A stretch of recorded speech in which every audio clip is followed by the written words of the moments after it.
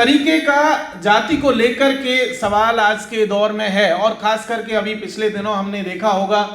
UGC के सवाल पर, ये एक तरीके का लिटमस टेस्ट था जो यूजीसी का एक रेगुलेशन आया, और यूजीसी के रेगुलेशन के खिलाफ में कुछ लोग खड़े हुए ये कहते हुए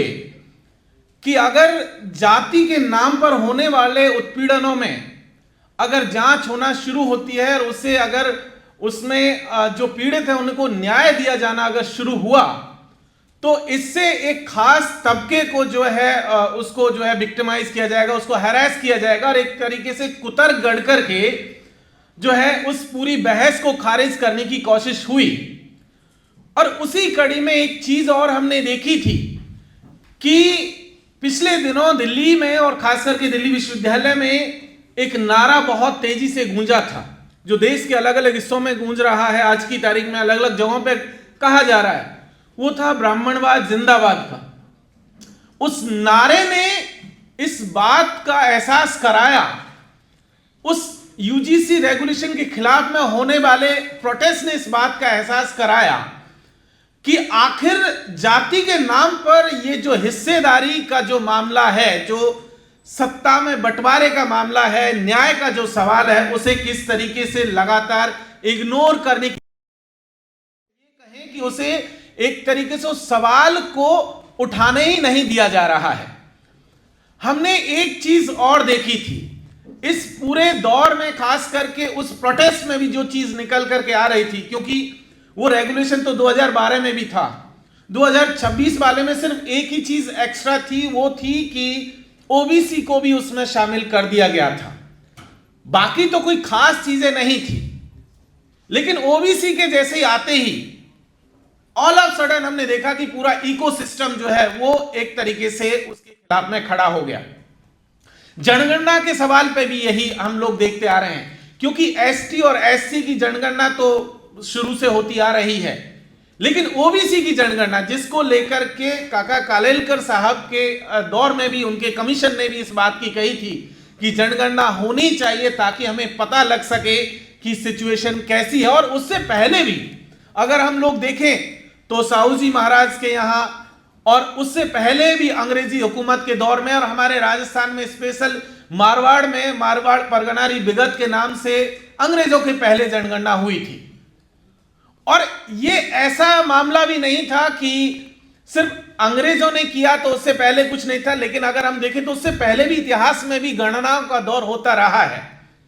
लेकिन खास करके जब ओबीसी की गणना का सवाल आता है, तब उस सवाल को एक तरीके से उसको जड़ से खत्म करने की कोशिश होती है, और वो प्रयास दोनों तरफ से होता है। सरकार में बैठे हुए लोग वो अपनी तरफ से करते हैं, एकेडमिया में जिनका वर्चस्व है वो अपनी तरफ से करते हैं, अकादमिया की तरफ से या बुद्धिजीवियों की तरफ से जो हस्तक्षेप होना चाहिए उन सवालों को लेकर के, जिन सवालों को लेकर के एक अपर कास्ट बुद्धिजीवी एक बौद्धिक बेईमानी करते रहे, वो इसी जो है किताब में उन्होंने दर्ज भी किया है। उस बेईमानियों को उजागर करना हमारी एक जिम्मेदारी भी है। हमारे समाज को जिस तरीके की एक तरीके से कहिए कि राजनीतिक और उसके साथ साथ अकादमिक बेईमानियां झेलनी पड़ी हैं, उन बेईमानियों के खिलाफ एक तरीके का ये हस्तक्षेप है जो डॉक्टर लक्ष्मण यादव की तरफ से किया गया है। साथियों, ये पुस्तक को अगर हम लोग देखें, जाति जनगणना जात से जमात की ओर, अगर नाम से ही देखने की कोशिश करें तो कुछ चीजें हम लोगों को समझ में आएगी कि यह पुस्तक आज के दौर की जो सामाजिक जटिलताएं हैं, उन जटिलताओं को समझने का एक प्रयास हम लोगों को दिखता है। साथ ही साथ जाति के आधार पर जिस तरीके से पूरा सामाजिक ताना बाना हमारा खड़ा हुआ है, उस सामाजिक ताने बाने में जिस तरीके से अन्याय और खास करके जाति के नाम पर, क्योंकि जाति को लेकर के जो चीजें हम लोग देखते हैं, जाति सिर्फ पहचान का मामला नहीं है, सिर्फ आंकड़ों का खेल नहीं है। हम सब जानते हैं कि संसाधनों का बंटवारा या उसके साथ साथ जो हिस्सेदारी का जो सवाल है वो भी इसी जाति से जुड़ा हुआ सवाल है। ऐसे में इस सवाल को उठाना आज के दौर में बहुत जरूरी सवाल है, जिसको डॉक्टर लक्ष्मण यादव उठा रहे हैं। दूसरी चीज,